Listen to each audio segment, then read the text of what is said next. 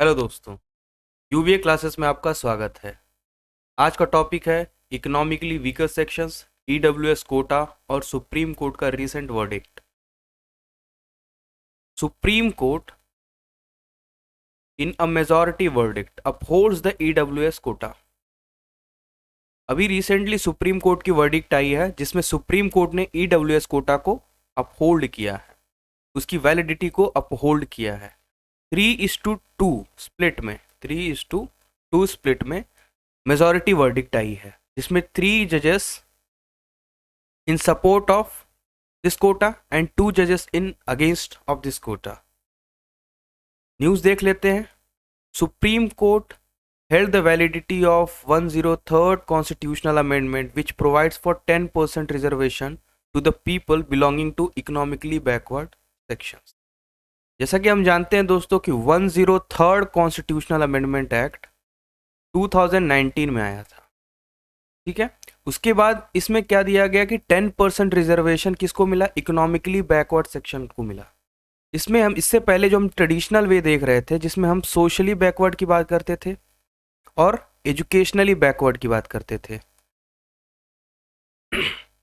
लेकिन अभी क्या हुआ, 103rd कॉन्स्टिट्यूशनल अमेंडमेंट एक्ट और 124th कॉन्स्टिट्यूशनल अमेंडमेंट बिल, ठीक है, इसमें ये आया कि 10% रिजर्वेशन उनको मिलेगा जो किसी भी रिजर्वेशन प्लान के पार्ट नहीं है और इकोनॉमिकली वीकर हैं, बैकवर्ड हैं, ठीक है। और 10% रिजर्वेशन कहाँ पे मिलेगा उनको? तो गवर्नमेंट जॉब्स और एजुकेशनल इंस्टीट्यूशंस में मिलेंगे। आगे बढ़ने से पहले हम देख लेते हैं कि सबसे पहले बेनिफिशियरीज कौन हैं इसमें, ईडब्ल्यूएस कोटा के बेनिफिशियरीज कौन है। तो if the annual house hold income is below 8 lakh rupees, किसी भी फैमिली का एनुअल हाउस होल्ड इनकम जो 8 लाख रुपए से कम होगा तब उसको ईडब्ल्यूएस कोटा मिल जाएगा। अगर वो एग्रीकल्चरल लैंड ओन करता है तो उसका जो एरिया होना चाहिए एग्रीकल्चरल लैंड का 5 एकड़ से ज़्यादा नहीं होना चाहिए, it should be below 5 acres of land, ठीक है। हाउस एरिया आपका 100 स्क्वायर फीट होना चाहिए, तब आप ईडब्ल्यूएस कोटा के बेनिफिशियरीज हो सकते हैं। अगर आप रेसिडेंशियल लैंड ओन करते हैं म्युनिसिपल एरिया में तो वो 100 यार्ड से एक्सीड नहीं करना चाहिए, should not exceed 100 yards, and non municipal area है तो 200 यार्ड से ज़्यादा एक्सीड नहीं करना चाहिए। अब आते हैं दोस्तों कि 2019 में जो कॉन्स्टिट्यूशनल अमेंडमेंट एक्ट आया था 103rd, उसमें की पॉइंट्स क्या हैं, ठीक है। तो की पॉइंट्स में आप देखेंगे सबसे पहला पॉइंट क्या, आर्टिकल 15 किसने अमेंड किया था। अभी हम सभी जानते हैं कि आर्टिकल 15 किससे रिलेटेड है, that state should not discriminate anyone against the city against the grounds of on the grounds of race, caste, sex, place of birth और एनी ऑफ देम, ठीक है। तो किसी तरीके का डिस्क्रिमिनेशन नहीं करनी चाहिए। और कौन नहीं करना चाहिए? The state shall not discriminate. कोई पॉलिसी आई है तो किसी भी सिटीजन के रिलीजन पे, रेस पे, कास्ट पे, सेक्स के बेस पे उसके साथ डिस्क्रिमिनेशन किया जाए, ये ऐसा नहीं होगा। ये आर्टिकल 15 स्टेट करती है, ठीक है। इसमें चेंजेस आए और इसमें गवर्नमेंट को इनेबल किया क्या करने के लिए, to take special measures for the advancement of economically weaker section. हम सभी जानते हैं कि सोशली और एजुकेशनली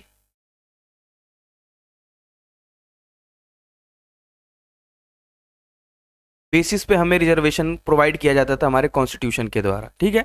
लेकिन अब इकोनॉमिकली वीकर सेक्शन के लिए भी गवर्नमेंट कुछ काम करना चाहती है, इसीलिए ये आर्टिकल 15 को इसने अमेंड किया ताकि उसको पावर मिल सके कि वो advancement of economically weaker section के लिए काम कर सके, ठीक है। आर्टिकल 15 हमने देख लिया क्या सजेस्ट करता है। आर्टिकल 15 क्लॉज 4 को हम जानते हैं कि इस आर्टिकल में कुछ भी ऐसा नहीं है जो कि स्टेट को रोके स्पेशल प्रोविजन किसके लिए बनाने के लिए, socially and educationally backward classes के लिए। हम यार जानते हैं कि तरीका क्या था, ट्रेडिशनल तरीका था सोशली और एजुकेशनली बैकवर्ड। जो एससी, एसटीज या फिर ओबीसी से क्या है, सोशली बैकवर्ड है, इनके पे काफ़ी ज़्यादा इनजस्टिसेस हुई थी, तो इसी वजह से इनको सोशली और एजुकेशनली तौर पे इनको मिल रहा था रिजर्वेशन और इसका बेनिफिट वो ले पा रहे थे। लेकिन अभी क्या है, 103rd कॉन्स्टिट्यूशनल अमेंडमेंट में एजुकेशन, ये इकोनॉमिक बेसिस पे इनको रिजर्वेशन प्रोवाइड किया जाएगा, ठीक है। Up to 10% seats will be reserve for EWS of society. ठीक है, in educational institution except to minority educational institutions. ठीक है, हर जगह पे मिल जाएगा, लेकिन जो माइनॉरिटी बेस्ड एजुकेशनल इंस्टीट्यूशंस होते हैं वहाँ पे इस 10% रिजर्वेशन की कोई वैलिडिटी नहीं है, वहाँ पे उनको नहीं मिलेगा। ठीक है, अब नेक्स्ट डेवलपमेंट क्या हुआ था इस अमेंडमेंट में, इसने ऐड किया क्लॉज 6। ठीक है, क्लॉज 6 किसमें, आर्टिकल 16 में। आर्टिकल 16 हम जानते हैं कि रिलेटेड है equality of opportunity in matters of public employment, ये इक्वालिटी की बात कहती है। ठीक है, article 16 talks about the equality in public employment matters. ठीक है, इसमें ऐड किया और जिसने गवर्नमेंट को परमिट किया to reserve up to 10% seats of all post for economically weaker sections of the citizens. कहने का मतलब है अगर गवर्नमेंट ने 500 पोस्ट की कोई वैकेंसी निकाली, ठीक है, तो इसमें 10% अप टू 10% जो सीट्स होंगे विच इज इक्वल टू 50, वो रिजर्व होंगे किसके लिए, इकोनॉमिकली वीकर सेक्शन के लिए, ईडब्ल्यूएस ग्रुप के लिए। ठीक है, और गवर्नमेंट क्या करेगी, the government in centre will notify the economically weaker sections, ये नोटिफाई करेगी कि इकोनॉमिकली वीकर सेक्शंस हैं क्या, on the basis of their family income and other indicators of economic disadvantages. अभी क्या होगा कि जो सोशली एंड एजुकेशनली बैकवर्ड की बात हो रही थी उसको ना देखते हुए इसमें क्या होगा, इकोनॉमिकली बैकवर्डनेस, अगर किसी भी फैमिली को कोई इकोनॉमिक डिसएडवांटेजेस हुआ है उस बेसिस पे इसको रिजर्वेशन मिलेगा। ठीक है, फिर क्या है, this act provides constitutional recognition to EWS, very important point है, इसलिए क्योंकि ये फर्स्ट टाइम क्या हुआ 103rd कॉन्स्टिट्यूशनल अमेंडमेंट एक्ट में इकोनॉमिक बेसिस को या इकोनॉमिक क्लास को फर्स्ट टाइम रिकॉग्निशन मिला था हमारे इंडियन कॉन्स्टिट्यूशन में फॉर प्रोवाइडिंग रिजर्वेशन, या फिर जो अफर्मेटिव एक्शंस होते हैं गवर्नमेंट के उसके बेनिफिट के लिए फर्स्ट टाइम रिकॉग्निशन मिला था इसको, इकोनॉमिक क्लास को। ठीक है, इससे पहले क्या हो रहा था, इससे पहले ये हो रहा था कि जो सोशली बैकवर्ड है या फिर एजुकेशनली बैकवर्ड उनको ये मिल रहा था, लेकिन अब क्या हो रहा है कि ये फर्स्ट टाइम रिकॉग्नाइज कर दिया है इकोनॉमिक क्लास को, और ये भी माना गया कि ये वल्नरेबल सेक्शन है और एक क्राइटेरिया बन सकता है इनको अफर्मेटिव एक्शन प्रोग्राम में ऐड करने का। ठीक है, अगर किसी का इनकम काफ़ी लो है तो कहीं ना कहीं वो अच्छा एजुकेशन नहीं ले पाता है, अच्छा एजुकेशन नहीं हो पाएगा उसके पास तो उसकी लाइफस्टाइल आगे अच्छी नहीं हो सकती है, तो इसको भी एक बैकवर्डनेस का क्राइटेरिया मानते हुए गवर्नमेंट ने 103rd कॉन्स्टिट्यूशनल अमेंडमेंट एक्ट लाया जिसके अंतर्गत 10% रिजर्वेशन प्रोवाइड किया गया। अब हम देख लेते हैं कि ये जो टॉपिक ईडब्ल्यूएस का है, कोटा, ये इतना ज़्यादा डिबेटेबल कैसे हो गया। हम सभी जानते हैं दोस्तों कि कोई भी नई गवर्नमेंट की पॉलिसीज आएगी या फिर कोई भी लेजिस्लेशन में कोई भी लॉज बने हैं तो उस पर हॉट डिबेट तो होना ही है, क्योंकि बहुत लोग उससे सहमति सजेस्ट मतलब एग्री कर जाते हैं और बहुत लोग डिसएग्री करते हैं। डिसएग्री करने का भी कोई रीज़न होता है, ऐसे ही नहीं, क्योंकि बहुत सारे एजुकेटेड जो लोग हैं वो रीज़न देते हैं अपने डिसअप्रूवल के लिए किसी भी लॉ और किसी भी सपोर्ट के लिए। ठीक है, तो हम देख लेते हैं कि आर्गुमेंट्स क्या हैं इसके सपोर्ट में इस एक्ट के। तो हम सभी जानते हैं कि कास्ट एक इम्पॉर्टेंट फैक्टर था जिसकी वजह से काफ़ी ज़्यादा इनजस्टिस हमारे सोसाइटी में थी। ठीक है, इसी की वजह से रिजर्वेशन स्टार्ट हुआ था प्रोवाइड करना, ताकि जो डिस्ट्रेस्ड पीपल हैं सोशली एंड एजुकेशनली उनको अपलिफ्ट किया जा सके, उनको एक बेटर प्लेटफॉर्म पे लाया जा सके ताकि इक्वालिटी की बात हम कर सके। क्योंकि हमारा जो बेसिक स्ट्रक्चर है वो किस बात में करता है कि हम इक्वालिटी की बात करेंगे, ठीक है, जस्टिस की बात करेंगे, तो उसमें इनजस्टिस ना हो सके, इसीलिए जो सोशली एंड एजुकेशनली बैकवर्ड थे उनको अपलिफ्ट करने के लिए रिजर्वेशन की बात कही गई। लेकिन अभी इस एक्ट में ये कहना है कि ये जो कास्ट है वो सोल डिटर्मिनेंट नहीं हो सकता या इंडिकेटर हो सकता है बैकवर्डनेस ऑफ ए क्लास, क्योंकि हम सभी देखते हैं कि एक लोअर क्लास होता है, एक अपर क्लास होता है, एक मिडिल क्लास होता है, किसी के पास बहुत इनकम होता है, बहुत पैसे होते हैं, किसी के पास वो नहीं होता है, ये भी तो एक बैकवर्डनेस की बात हो गई, ये भी तो इनजस्टिस हुआ। ठीक है, अब हम देख लेते हैं Supreme Court in Ram Singh versus union of India 2015 asserted that social deficiencies may exist beyond the concept of caste। Caste के अलावा भी बहुत सारी ऐसी सोशल डिफिशियंसीज हैं जिसकी वजह से बैकवर्डनेस आता है, डिस्क्रिमिनेशन होता है। वो क्या है, एक तो है इकोनॉमिक स्टेटस और है जेंडर आइडेंटिटी। जेंडर आइडेंटिटी में हम देखते हैं जनरली मेल फीमेल हो गया, या फिर LGBTQ जो आया है, इसमें काफ़ी दिक्कतों का सामना करना पड़ता है। इनको कितनी दिक्कतें होती है आप सभी जानते हैं, ठीक है। इसीलिए सुप्रीम कोर्ट का मानना है कि there is need to evolve and depart from the caste centric definition of backwardness. हमें कास्ट सेंट्रिक, जो कास्ट से रिलेटेड बैकवर्डनेस है, उससे आगे बढ़ के इवॉल्व होके हमें इकोनॉमिक कंडीशंस को या अदर जो क्राइटेरियाज हैं जो बैकवर्डनेस को शो करते हैं उसको भी देखना चाहिए, ठीक है। तभी तो डायनेमिक होगा। This list remain dynamic in nature to ensure the benefits of affirmative actions to most distressed. अगर डायनेमिक इन नेचर नहीं हुआ, ट्रेडिशनल हो गया, ठीक है, वो फिक्स हो जाएगा कि उसी बेसिस पे मिलना है, तो बहुत सारी हमारी सोसाइटी में ऐसी चीज़ें होती रहती हैं जो कुछ ना कुछ बैकवर्डनेस को प्रोवाइड करती रहती है, मतलब नए बैकवर्डनेस तरीके आ जाते हैं। तो उस चीज़ को डायनेमिक रखना है ताकि जो मोस्ट डिस्ट्रेस्ड हैं, जिनके पास काफ़ी दिक्कतें हैं, वो जनरल कैटेगरी में आते हैं, ठीक है, और उनको कोई भी रिजर्वेशन प्लान के अंडर नहीं आते हैं, तो फिर उनको इस चीज़ का फ़ायदा मिले, ठीक है। एक और पॉइंट है, ये जो EWS है कोटा, वो किसको मिलता है, तो ये जनरल कैटेगरी को मिलता है, ठीक है, जनरल कैटेगरी। ये पुअर ऑफ द पुअरर को मिलेगा, ठीक है, जो जिनका इनकम काफ़ी कम है। और जनरल कैटेगरी कहने का मतलब है फॉरवर्ड कास्ट के हो गए ये लोग, ठीक है,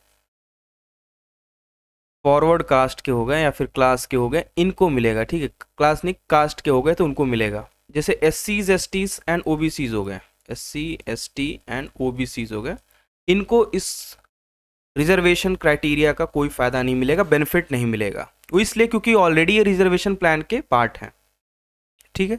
नेक्स्ट पॉइंट क्या है इन support of this act, there is rise in dissatisfaction among various sections, dissatisfaction among communities with similar और पुअर इकोनॉमिक स्टेटस। आप सभी जानते हैं कि कोई भी जनरल कैटेगरी का इंसान है, अगर वो कुछ लोग उसमें अमीर होंगे, कुछ लोग गरीब होंगे, तो डिससेटिस्फैक्शन तो रहेगा ही, क्योंकि जो अमीर होगा वो अपने लाइफस्टाइल को अच्छे से जिएगा, अच्छा एजुकेशन लेगा, रहन सहन खाने पीने का तौर तरीका सब कुछ अलग होगा।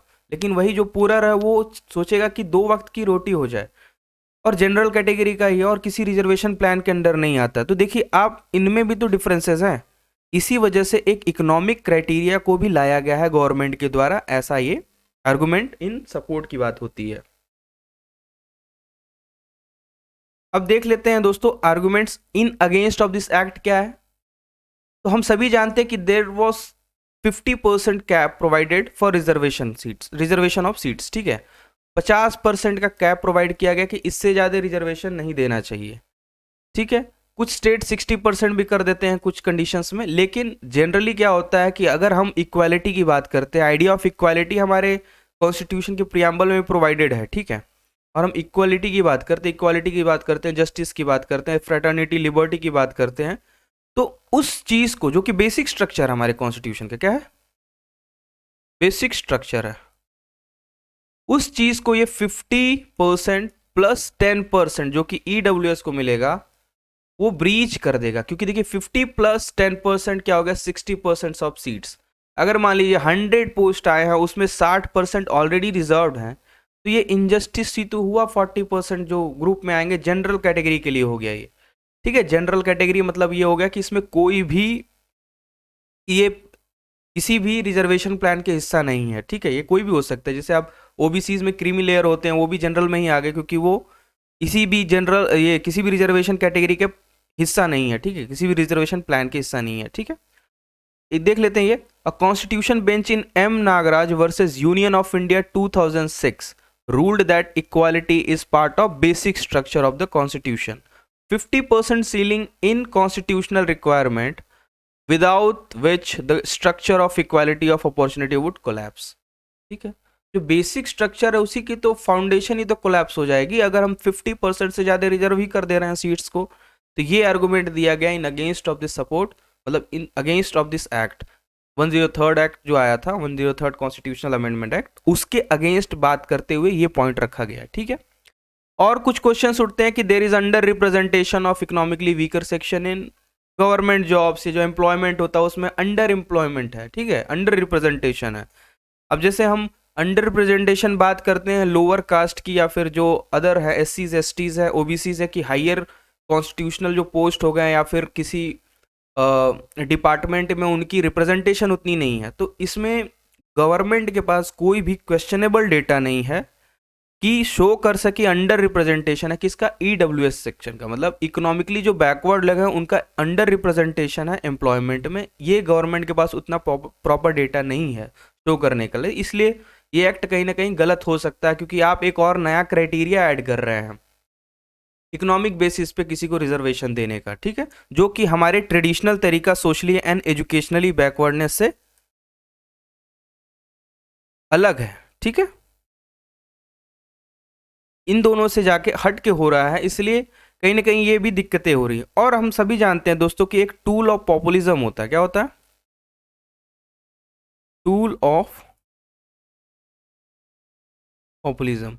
बहुत लोगों का मानना है ये कि गवर्नमेंट क्या करती है, लोगों के वोट्स को अट्रैक्ट करने के लिए, लोगों को मतलब कुछ समय के लिए लुभाने के लिए और कुछ क्राइटेरिया, कुछ कैटेगरी के लोगों को लुभाने के लिए और वोट पाने के लिए ऐसे काम करती है। अब जैसे किसी स्टेट में या फिर लोकसभा का इलेक्शन हो रहा, गवर्नमेंट ने अनाउंस कर दिया कि इस पर्टिकुलर कैटेगरी के लोगों को मैं सीट्स रिजर्व करूंगा, सर्विसेज प्रोवाइड करूंगा, तो क्या करना चाहती है, ये करना चाहती है कि गवर्नमेंट उसको, जो उस कैटेगरी के लोग हैं वो गवर्नमेंट को जाके, जो पॉलिटिकल पार्टी ये क्लेम करती है अपने मैंडेट्स में, उनको जाके वोट करें और वो जीत सके, ठीक है। ये टूल ऑफ पॉपुलिज्म भी है, समझ गए, ये भी तरीके हैं मतलब लोगों को लुभाने के। और इसीलिए कुछ लोगों का ये भी मानना है कि यही इसी वजह से ये क्या है, गलत है, ये एक्ट लाना गलत है। हम देख लेते चैलेंजेस क्या आएंगे इसमें। Challenges in identification of beneficiaries, मान लीजिए कॉन्स्टिट्यूशनल अमेंडमेंट एक्ट 103 को तो अपहेल्ड कर दिया गया, ठीक है, अब चैलेंजेस क्या आएंगे इसमें, तो गवर्नमेंट को चैलेंजेस ये आएंगे कि बहुत सारे लोग मिस रिप्रेजेंट करते हैं अपने इनकम को, क्या होता है, मिस रिप्रेजेंटेशन होता है,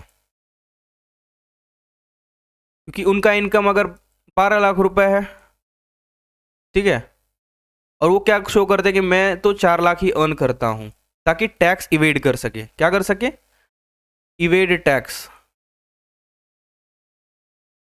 इस वजह से वो मिस रिप्रेजेंट करते हैं अपने इनकम को, जिसकी वजह से दिक्कतें होंगी गवर्नमेंट को और ब्यूरोक्रेसी को, काफ़ी ज़्यादा दिक्कतें होने वाली और एक तरीके से नाइटमेयर हो जाएगा, क्योंकि ये जो इकोनॉमिक बेसिस पे एलिजिबिलिटी क्राइटेरिया है वो कहीं ना कहीं उतना सही होगा नहीं सही होगा, ये उनको क्रॉस चेक करना होगा और प्रोवाइड करना होगा, तो ये चैलेंजेस आएंगे।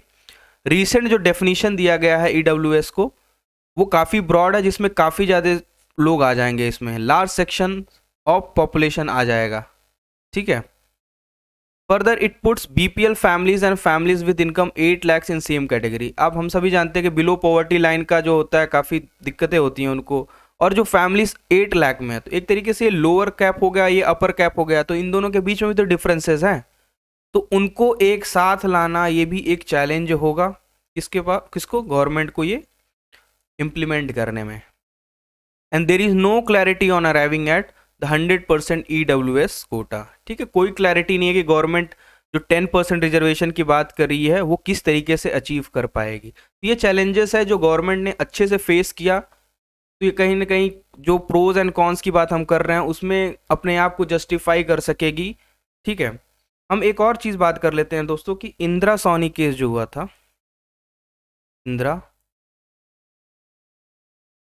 सोनी केस जो था 1992 में, इसमें सुप्रीम कोर्ट की वर्डिक्ट थी कि इकोनॉमिक बेसिस पे रिजर्वेशन नहीं प्रोवाइड करना चाहिए, और ये 10% रिजर्वेशन की बात हुई थी उसको स्ट्रक डाउन कर दिया गया था। क्या कर दिया गया था, स्ट्रक डाउन, ठीक है। और बोला गया था कि जो ट्रेडिशनल तरीका हमारा, जिस तरीके पे, जिस क्राइटेरिया के बेस पे हम रिजर्वेशन प्रोवाइड करते हैं, वो था सिर्फ सोशली बैकवर्डनेस और एजुकेशनली बैकवर्डनेस, इन दोनों तरीकों पे मिल रहा था। तो थर्ड जो तरीका है इकोनॉमिक कंडीशन, इसको स्ट्रक डाउन कर दिया था इंदिरा सोनी केस में जो 1992 में आया था सुप्रीम कोर्ट का वर्डिक्ट। उसमें 9:9 बेंच का मेंबर, ठीक है, 9 जज का बेंच था वो, ठीक है, इसमें मेजॉरिटी वर्डिक्ट आई थी, इसमें स्ट्रक डाउन कर दिया गया था और कहा गया था कि ये और भी डिस्क्रिमिनेशन ला सकता है, इन सोसाइटी में, ठीक है। सोसाइटी में और भी डिस्क्रिमिनेशन प्रोवाइड करेगा, और रिजर्वेशन के क्राइटेरिया जिसको समय पे कम होते रहना चाहिए वो कम नहीं होगा, बल्कि और भी तरीके अपनाए जाएंगे, इसको और बढ़ाया जाए, रिजर्वेशन की क्राइटेरियाज बढ़ती चली जाएंगी और डिस्क्रिमिनेशन और इनइक्वालिटी बढ़ जाएगी, इनइक्वालिटी बढ़ जाएगी, ठीक है। तो ये सारी पॉइंट्स थे दोस्तों related to EWS quota and recent supreme court verdict, majority verdict जो थी, ठीक है। तो आशा करता हूँ ये वीडियो आपको अच्छा लगा होगा। अगर वीडियो आपको अच्छा लगा है तो प्लीज़ शेयर करिए, सब्सक्राइब करिए हमारे इस चैनल को, और हमारे इस वीडियो को भी लाइक करिए। धन्यवाद दोस्तों।